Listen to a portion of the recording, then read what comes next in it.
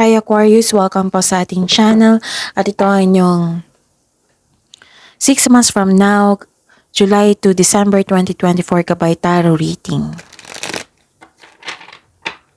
Please be reminded kung naka-resonate kayo, comment down. Kung hindi kayo naka-resonate, ibigay nyo po sa iba kasi channel reading po ito.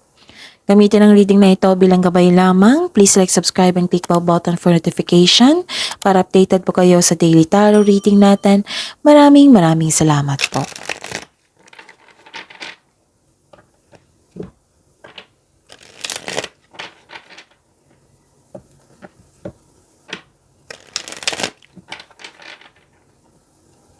This is for you Aquarius ngayon, July to December 2024, 6 months from now.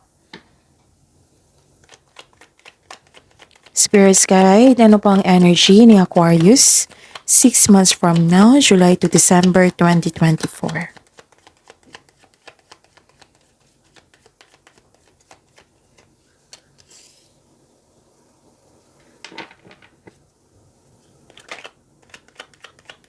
The clarification of this card po.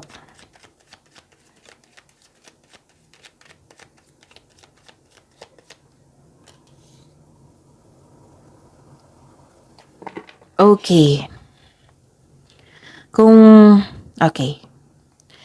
Aquarius, kung may narinig kayo or nakita kayong repeating message, kailangan yung bigyan ng atensyon, solusyon at aksyon. Kung nais nyo magpa-personal reading regarding sa inyong 6 months Gabay Tarot reading, 6 months from now, Gabay Tarot reading from July to December 2024, pwedeng nakafocus sa career and money, pwedeng general. So, comment down link. Paano nyo ako makontak? Comment down link. LINK. Kasi mag-reply ako niyan ng instruction kung paano nyo ako mag-contact. Okay? So, for inquiry and for booking yan. Okay? Maraming salamat po. Okay, kamusta ang energy ni Aquarius?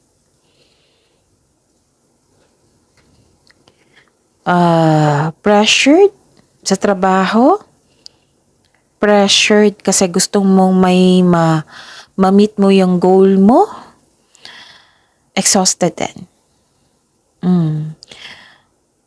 Ang sabi po ng card dito na kailangan yung huwag kayong mag-rush. Relax lang. Kasi pre-pressure mo yung sarili mo dito para magtagumpay. Or naging perfectionist ka kaya na-burnout kayo. Kaya ang sabi po ng card dito, kunin nyo lamang kung ano ang meron, kung ano ang maaring mong kunin. Huwag mag-say yes kung hindi naman akma sa inyong schedule para hindi kayo ma-burnout. Okay? Pwedeng mabigat ito ng responsibilidad. Pwedeng pinipressure mo yung sarili mo para ma-meet mo agad yung goal mo sa buhay. Pwedeng ganyan. Pwede din na gusto mo tapusin mo agad yung trabaho. Kaya parang pinipressure mo yung sarili, pinarush. Parang may rush dito Okay? So, relax lang.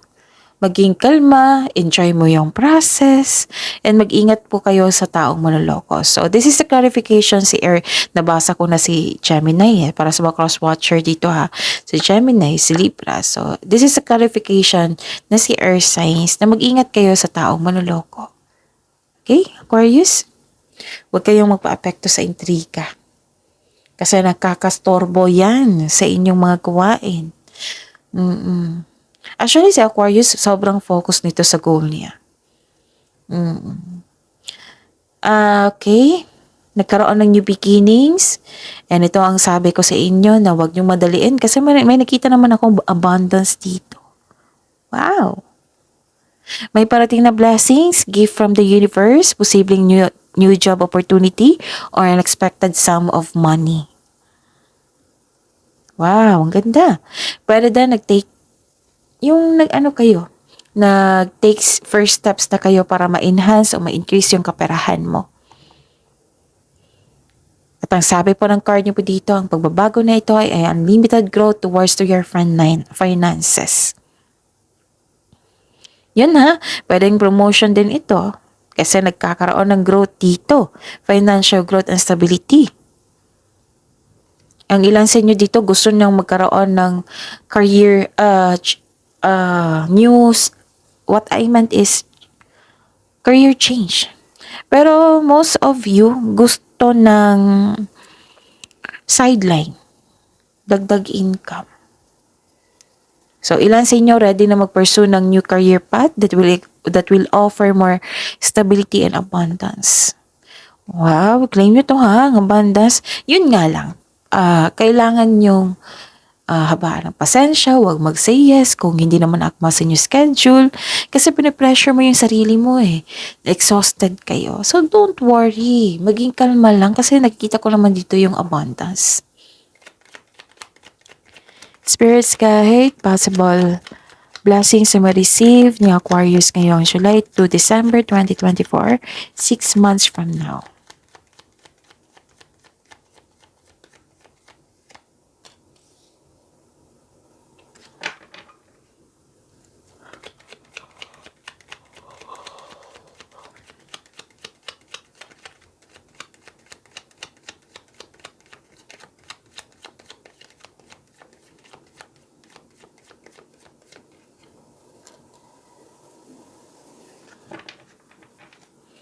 Okay, may nakita kong tagumpay dito. May celebration nga wala kayong panahon sa pag-attend ng celebration kasi nga busy kayo.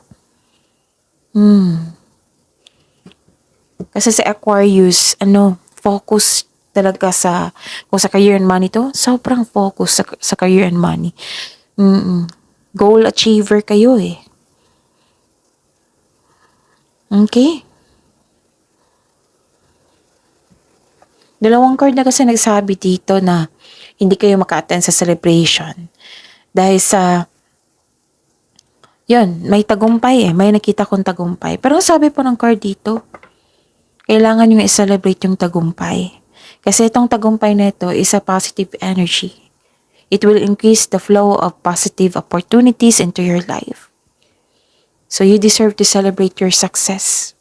Yes, may success po na nagganap. Togetherness to eh. Celebration, togetherness, pwedeng reunion. Okay. So, pwede din ito na nag-attend kayo ng celebration at na-drain ng inyong energy. Kasi may kasamahan ka na yung lasinggero, lasinggera. Nakikita ko dito na partying too much na-drain yung energy. Pwede din na hindi kayo maka-attend talaga kasi na-drain na yung energy mo sa trabaho.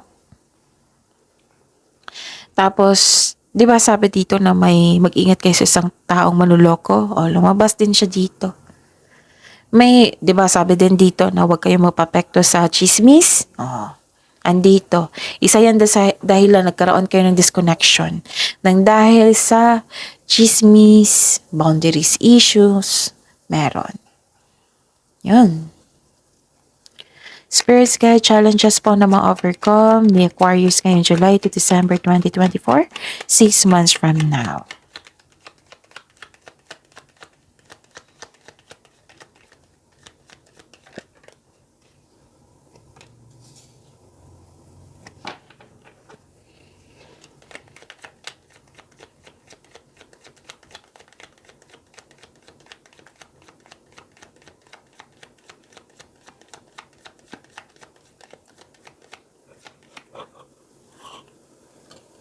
Okay.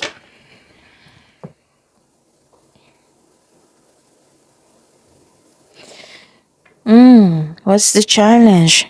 Ma-overcome to ha.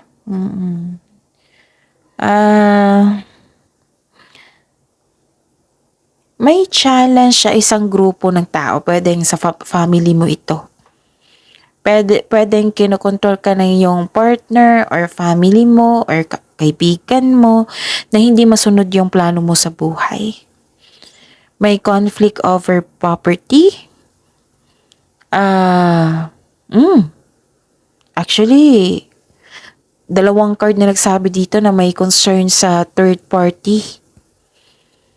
May ilan din sa inyo nag-take advantage. What I meant is may ilan din sa inyo nag-take advantage sa iyo. Yon. May hindi sumunod dito sa tradisyon. Nako, mag-ingat talaga sa malulokong ito kasi may gusto siyang kunin sa inyo. Like for example, kunin niya yung pera nyo or opportunity, ideas. Basta may kunin siya sa inyo. Mapanin lang po tong taong ito. So mag-ingat sa kanya kasi ilang beses na lumabas dito. Pero ma-overcome niyo ito. Don't worry. Kasi ang tanong, ma-overcome. Okay? Huwag kayong matakot sa ganyan. And, yun. Wow. So, yung nagkaroon kayo ng unwise decision nung una. Ngayon, nakikita ko dito, nag-take ka na ng action sa inyong matagal na proyekto, sa inyong idea, sa inyong desisyon. Consider this as a green light to begin. Mabilis sumunod yung trabaho mo dito or negosyo. Kasi nakikinig ka sa inyong intuition. Ito ay sa pagkikinig sa inyong sitwasyon kasi sa intuition, yan yung magsasabi sa inyo kung ano yung next action patungo sa tagumpay. Yan yung magbibigay sa inyo ng tagumpay, pagtaas ng kita. Magdadala ito patungo sa tagumpay, ganun. Kamusta ang love life, self-love, partnership, and romance ni Aquarius, Spirit's Guide, 6 months from now, July to December 2024.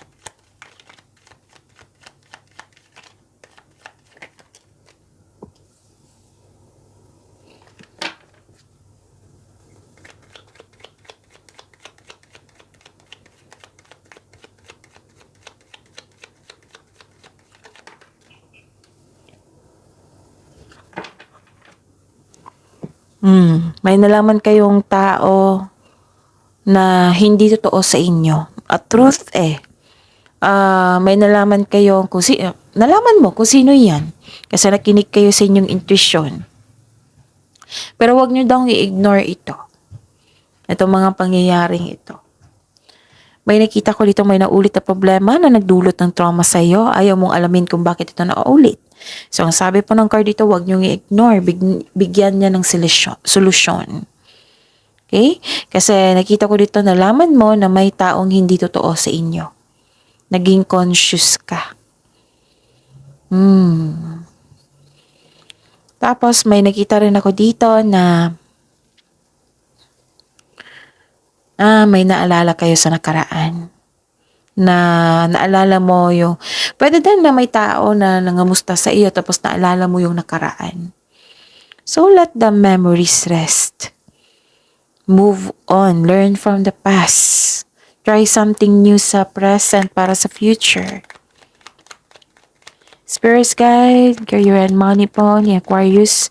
Ngayon July to December 2024, 6 months from now.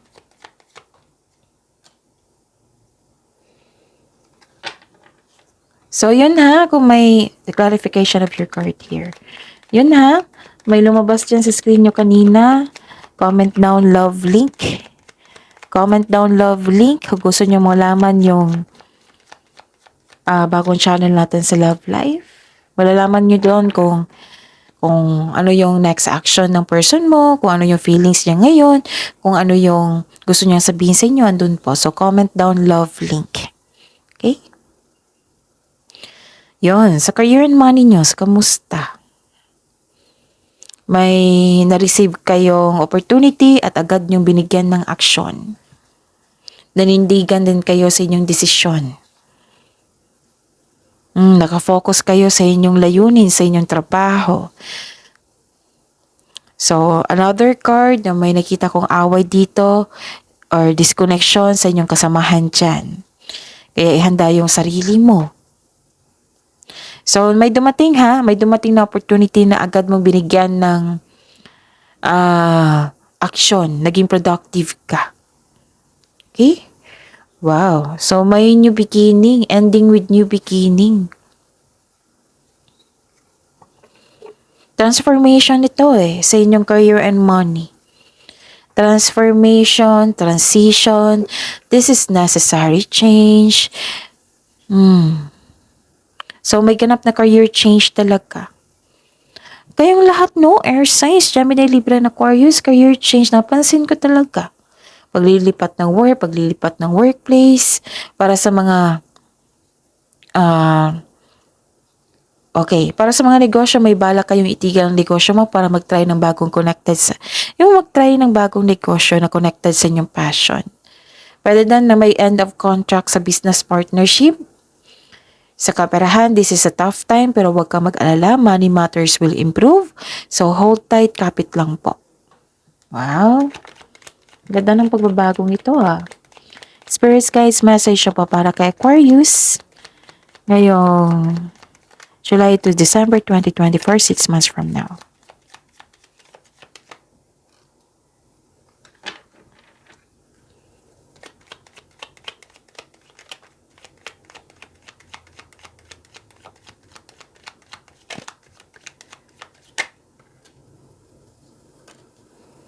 Okay. Okay, spirits guides, message. Okay. May isang pastime po daw kayo na maaaring maging bisyo. Oo, na maaaring maging bisyo. So, reflect. Kailangan nyo mag-reflect para maiwasan ito ng maaga. Tapos, pwede din nagkaroon ng toxic connection sa isang tao. Okay? Pwedeng na may isang tao dyan na naging controlling partner. Basta naging controlling po siya. Naging toxic po. Pwede din na may ganap na nagtitiis ka isang toxic na tao. Ganon. Okay, tapos nagkaroon ng unfair treatment dito pero may chance naman na magiging okay lahat. Mag-ingat lang kayo sa taong may mali at masamang paratang sa inyo. So, may sabi po ang card nyo po dito na find your voice and stay strong to your values. Basta panatilihin mo maging totoo. With the right values, rewards come. So that's it. See you tomorrow, Aquarius. Please like, subscribe, and click the button for notification para updated po kayo sa daily tarot reading natin. Maraming salamat po.